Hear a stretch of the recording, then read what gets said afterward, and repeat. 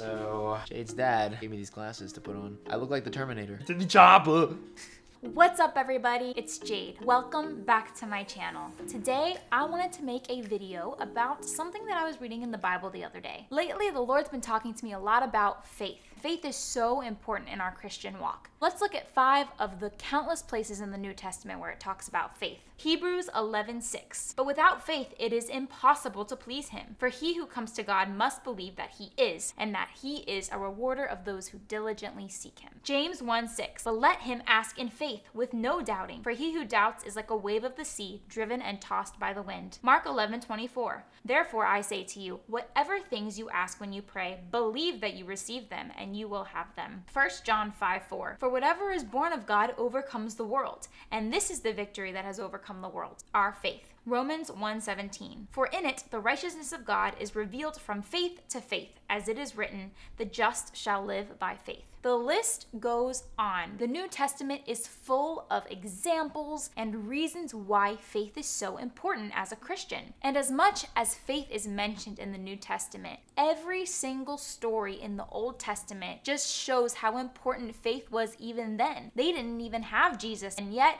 God called them to have faith. One that the Lord has really been highlighting to me is the story of Lot and his wife. Lot had a lot of the same problems that we have now. We're going to take a look at Genesis chapter 13. Abraham told Lot to choose another land to dwell in, and Lot chose Sodom. Sodom was a sinful land. He chose to go to a sinful place where there was a bunch of sin and just to surround himself with really not good things. Going on to chapter 14, Lot is taken captive during a war that happened between Sodom and another nation. Abraham actually comes and he saves Lot out of that. How many times do we feel like we've been saved by God out of a crazy situation, right? And how many times, like Lot, do we choose to go back? Lot chose, even after being saved, seeing the goodness of God in his life, he chose to go back. As Christians in our old life, no matter how many times God showed us a sign or pulled us out of a dangerous situation, we still chose sin.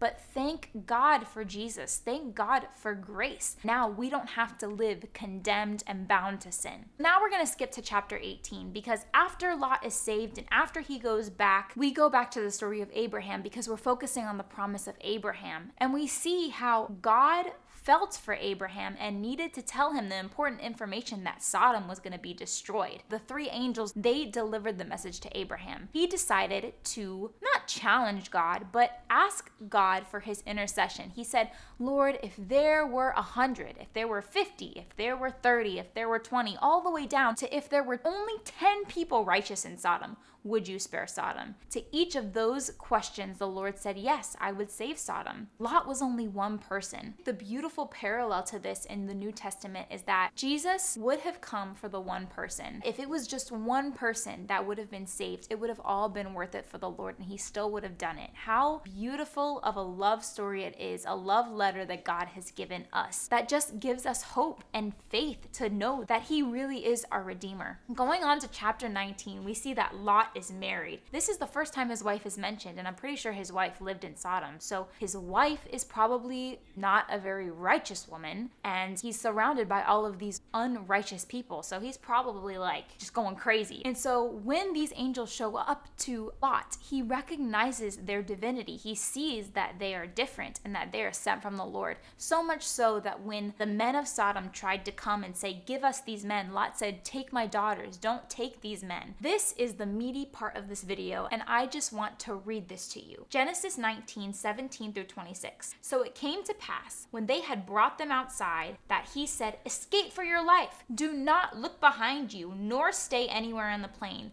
Escape to the mountains, lest you be destroyed. Then Lot said to them, please, no, my lords, indeed now your servant has found favor in your sight, and you have increased your mercy, which you have shown me by saving my life. But I cannot escape to the mountains, lest some evil overtake me and I die. See now, this city is near enough to flee to, and it is a little one. Please let me escape there. Is it not a little one?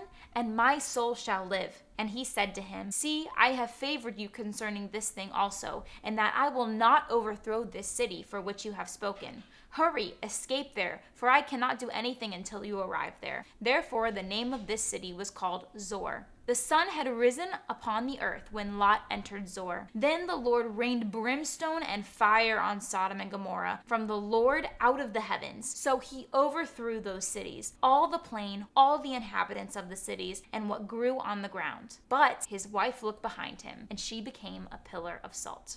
That is so much to unpack. Like the title of this video says, the pillar of salt is the most important part, but I just want to mention a couple things before I get to that. So first off, the fact that the Lord literally saved a city because one man that he saw as righteous pleaded for that city. Lot was supposed to escape to the mountains, but he said, "Can I please escape to this city?" And the angel said, "For your sake," speaking as the Lord, "I will spare that city," right? So how much more we now living in the new covenant, pleading for our nation, pleading for our government, pleading for our country, our state. This is such a promise to the righteous of God that we are able to call down the Lord's favor on where we are in the world. Another thing is the Lord decided to destroy Sodom and Gomorrah. God is a righteous judge. I think that sometimes people get confused. Why would a righteous God send people to hell? Let's think about this. If somebody thinks that it's right to run a red light and they go to the judge and they say, "Well, judge, to me, running the red light was okay." If the judge just gave him a slap on the wrist and let them go, would he be a good judge or a bad judge? We have to answer to the judge. Sinfulness will always answer to the Lord. There's no escaping it. But how beautiful that Jesus can take away our sin. It's so important that we as Christians are telling others